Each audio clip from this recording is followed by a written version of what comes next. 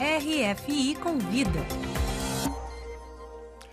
Hoje a RFI convida o escritor gaúcho Henrique Schneider, de passagem por Paris, para participar do 5º Festival do Rio Grande do Sul, organizado pela comunidade brasileira em parceria com a Embaixada do Brasil na França. Henrique, seja bem-vindo ao nosso estúdio.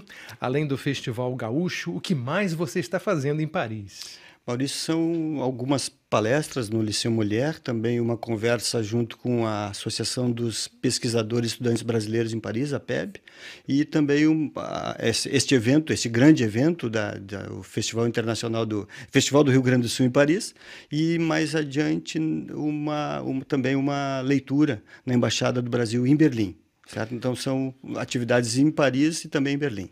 Perfeito. Ainda sobre o Rio Grande do Sul, podemos dizer que é um estado que tem uma grande influência na história e na política brasileira e na literatura do Brasil também, né?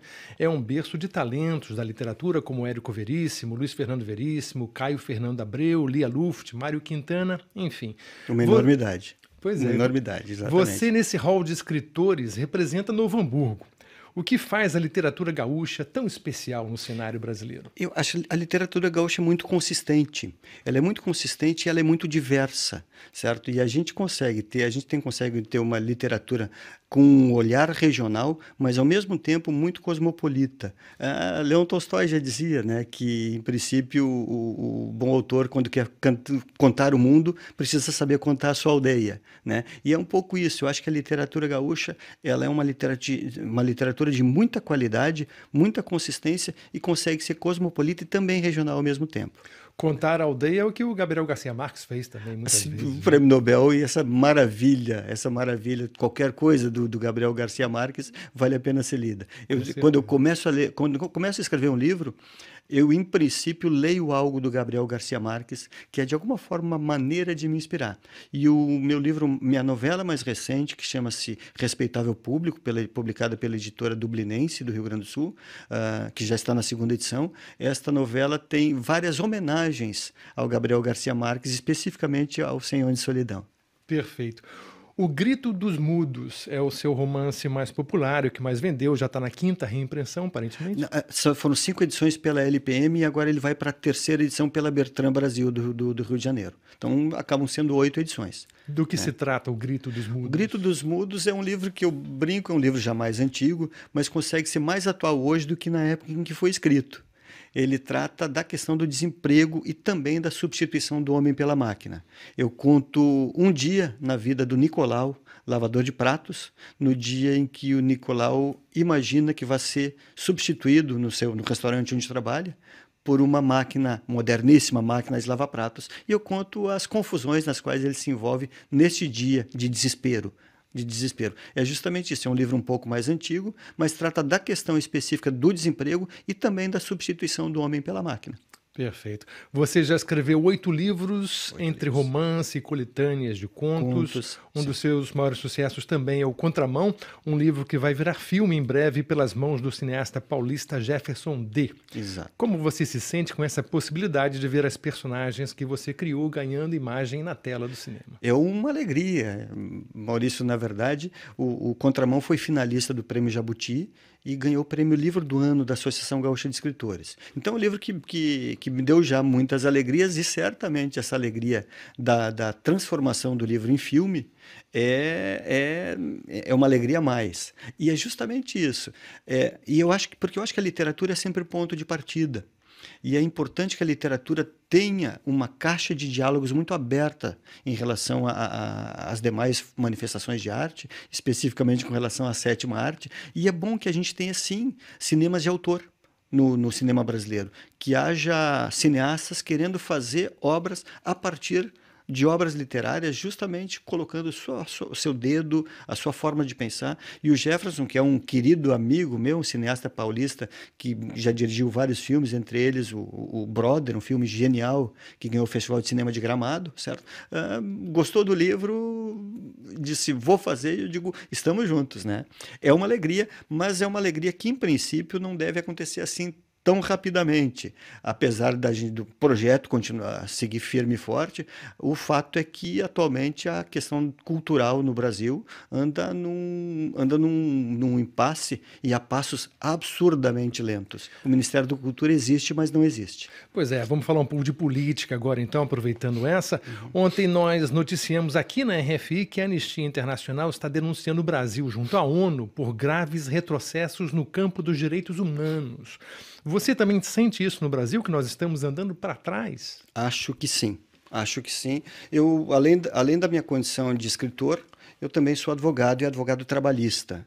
Eu trabalho para diversas entidades sindicais, certo?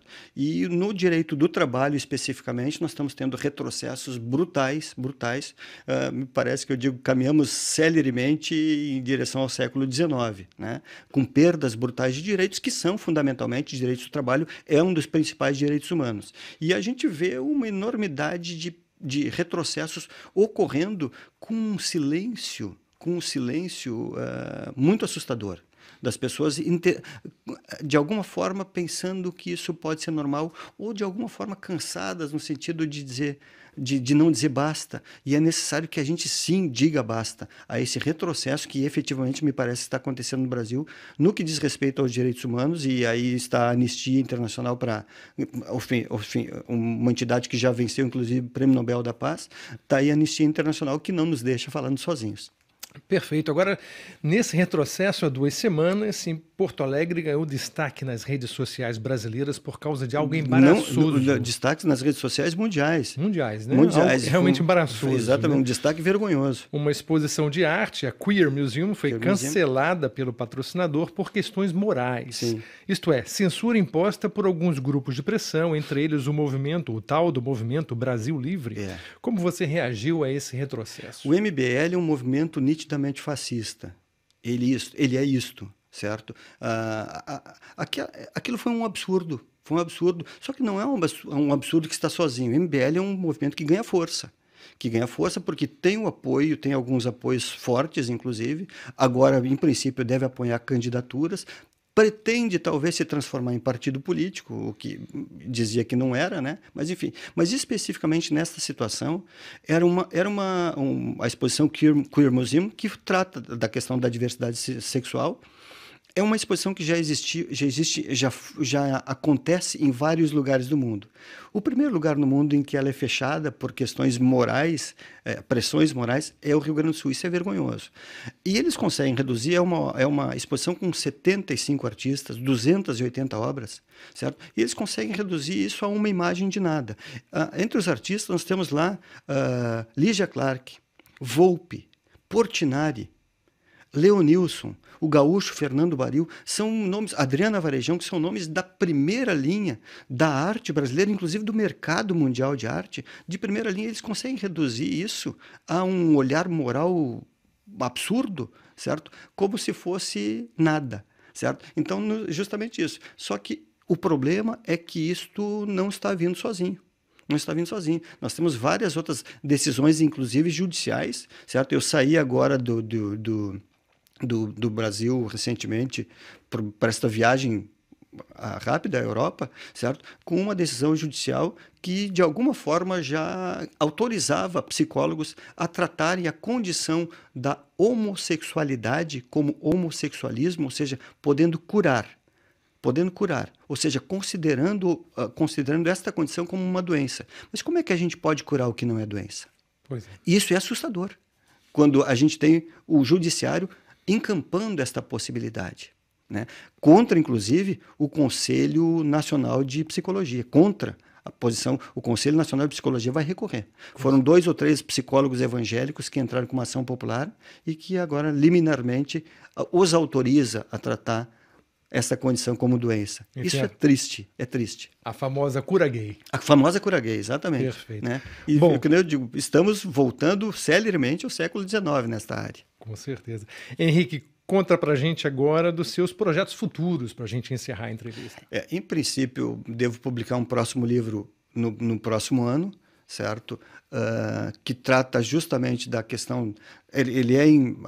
Acontece na época mais grave da ditadura, 1970, certo? E justamente eu achei que não era mais necessário tratar dessa matéria, mas me parece, quando eu vejo assim uma molecada nova indo para as ruas e dizendo que na ditadura que era bom, sem saber que na ditadura sim se torturava e se matava nos porões clandestinos, essa molecada que acha que, enfim, que era isso, certo? É necessário que a gente conte um pouco sobre essa questão. Então eu trato disso, agora sou patrono de uma feira do livro numa cidade do interior e no ano que vem, em 2018, lanço um livro, em princípio devo lançar um livro na Alemanha, um livro, uma coletânea de 20 contos com uma edição bilíngue, 20 contos em português com tradução em alemão. Perfeito. Conversamos com Henrique Schneider, autor gaúcho, autor do livro Contramão e O Grito dos Mudos. Um prazer.